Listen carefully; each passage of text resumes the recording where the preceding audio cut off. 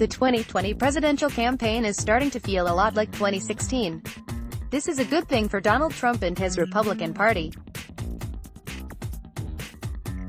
It is a bad thing for the Democrats. During the 2016 campaign, Democratic nominee Hillary Clinton seemed almost predestined to defeat Donald Trump. Clinton was a former Secretary of State, a former First Lady, a person who had devoted much of her life to public service, is highly intelligent and an expert on public policy. She was also buoyed among Democratic voters and many others by the fact that she would be America's first woman president. Trump, meanwhile, was viewed by the news media and most serious political observers as a buffoon, the gimp at a political freak show. Voting models and public opinion polls showed Hillary Clinton easily winning the White House. Advertisement, but Clinton's destiny would be derailed because they found him to be an entertaining TV character. The American news media gave Donald Trump approximately $5 billion in free airtime.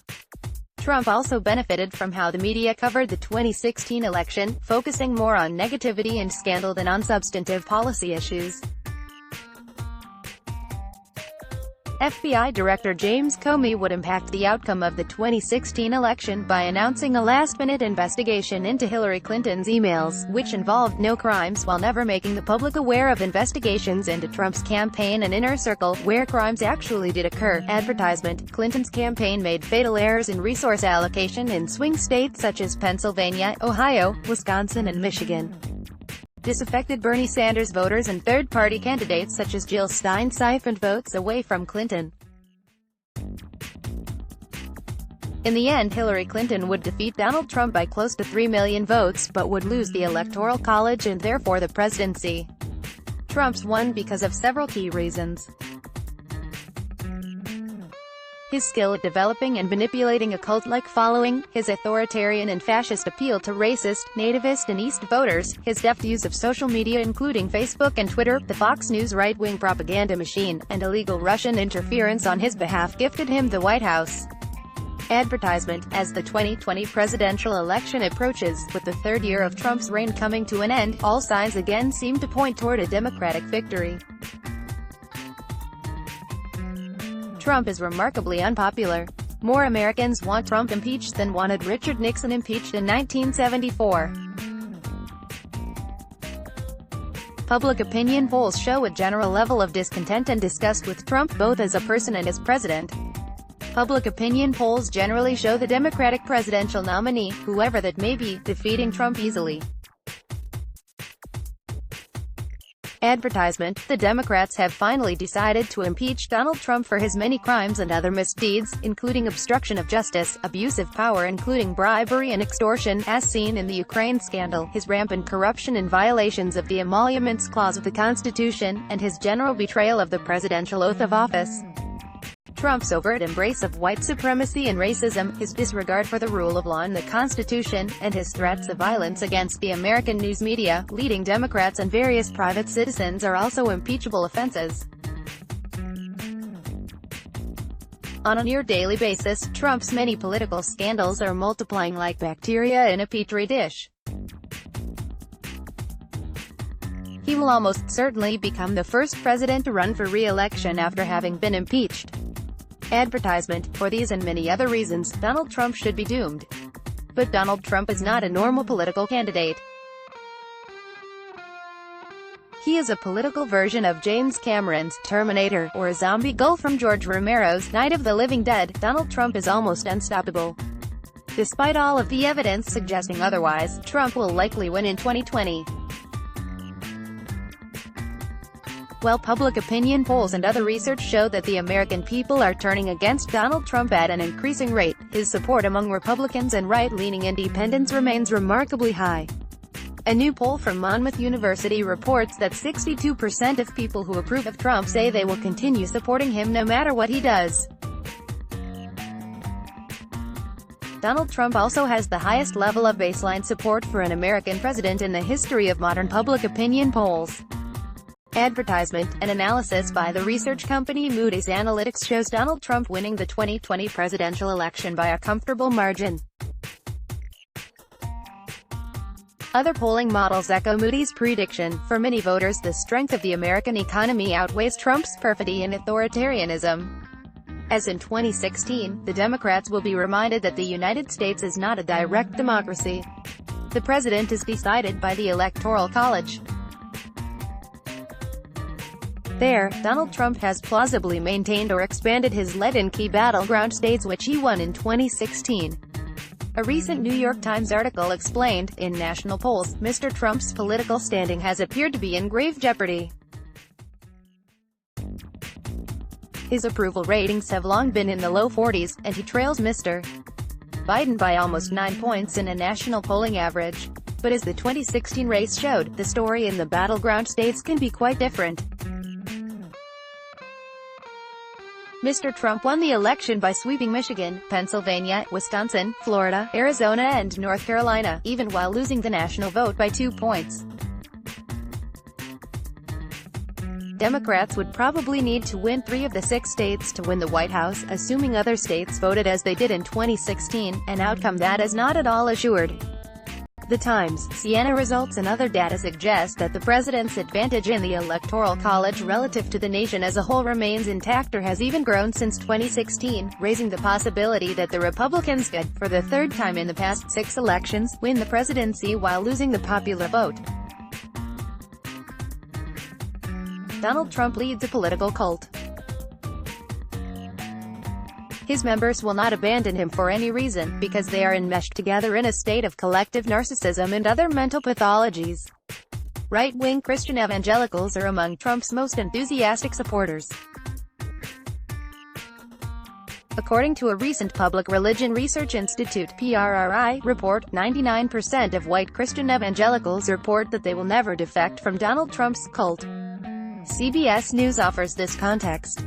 Advertisement: this is an even greater percentage than overall Republicans, 94% of which oppose the impeachment and removal of Mr. Trump. 99% of Republicans who watch Fox News, a subsection that likely overlaps with white evangelical Protestants, also oppose impeachment and removal. The new PRRI report also shows that Republicans have sealed themselves into a right-wing echo chamber of lies and disinformation. BuzzFeed explains, Fox News viewers are remarkably, and unrelentingly, loyal to Trump. 55% of Republicans who get their news from the network said there was nothing Trump could do to lose their approval, a recent study found. This was in contrast to just 30% of Republicans who don't get their news from the network. In a new Suffolk poll, only 9% of people who trust Fox News the most said they believe Trump's call with Ukraine's president is an impeachable offense, compared to 72% of people who trust CNN the most. And 78% of Fox watchers said they agreed with Trump's assessment that the impeachment proceedings constitute a political lynching. Interviews with Trump's supporters reveal a public so unflinchingly loyal that any efforts to impeach Trump for high crimes and misdemeanors makes his cultists love him even more. Donald Trump is also very popular among blue-collar, working-class white women, the largest single voting bloc in America. They are Trump's human shields in the impeachment fight. Washington Monthly reports, Democrats face 2 key questions: who are Trump's most stalwart defenders, and can they be persuaded to abandon him? New research suggests an answer to the first of these queries. It's a group that Democrats should, and could be winning over, blue-collar white women. While Democrats made crucial gains among these voters in the 2018 election, these women may now be rallying to Trump's defense. As of October 21, Tendency found that a solid majority, 54%, of non-college educated white women either outright oppose or lean against impeachment, while just 37% strongly support it. In fact, blue-collar white women are the strongest opponents of impeachment among all white voters, see chart below. This opposition is in stark contrast to college-educated white women, among whom only 26% indicated no support for impeachment as of October 21. Why does this group of white women support Donald Trump? White women, like white men, have both historically been deeply invested in white supremacy. Non-college educated white women's support for Trump is also a function of internalized hostilism, where his misogyny, dozens of alleged UAL assaults, and efforts to take away women's reproductive rights and freedoms are not viewed as disqualifying and may in fact be understood as reasons to vote for him. Advertisement: what if Donald Trump is in fact defeated in 2020? He, his supporters and their captive news media will claim that he is a victim of a coup. This will make governance all but impossible for the new Democratic president. With Trump and his allies already engaging in stochastic terrorism and talk of civil war, right-wing political violence on an escalating scale will then be more likely than not. As Tom Nichols observed in a recent column in USA Today, the modern Republican Party has decided to destroy itself as proof of its loyalty to Donald Trump and American fascism. Like its leader, the present-day Republican Party represents an existential threat to American democracy. Nichols writes, the House Republicans have clearly decided to throw themselves on the pyre of Donald Trump's burning presidency. The last act of this tragedy, and impeachment, no matter how it turns out, is a national tragedy, will be when Senate Republicans meekly submit to the will of Donald Trump and acquit him, like terrified jurors under the glaring eye of a mafia boss who knows their names. Nichols then sounds this alarm. Advertisement: there isn't much more ground to cover between the historic Halloween vote and the final immolation of the Republican Party. The GOP will fail this test of character. What is more important is whether the American nation passes it and demands the impeachment and removal of the greatest threat to the United States Constitution ever to come from the Oval Office. Former high-ranking and other distinguished members of the United States military and the intelligence community have also warned the American people and the world that Donald Trump is a threat to democracy. Speaking to that point, retired Admiral William H. McRaven, former commander of the U.S. Special Operations Command, even wrote an op-ed in the New York Times to suggest that Donald Trump is destroying the United States. As should be obvious to everyone, the 2020 presidential election is not politics as usual. The re-election of Donald Trump will mean that basic human and civil rights, the rule of law, the Constitution and other central aspects of American democracy, such as freedom of the press, free and fair elections and the right to vote, will be imperiled.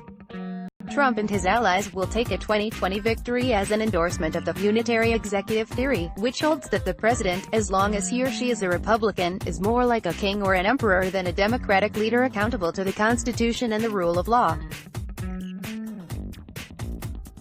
Such an outcome is a betrayal of the best core democratic values of the United States established at the founding and enshrined in the Constitution, values for which millions of Americans, both at home and abroad, have struggled, fought and died.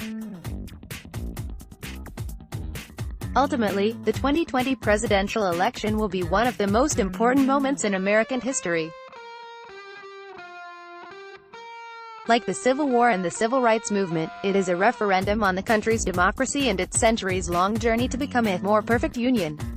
In its national myth, America is a shining city on the hill. A vote for Donald Trump in 2020 is a decision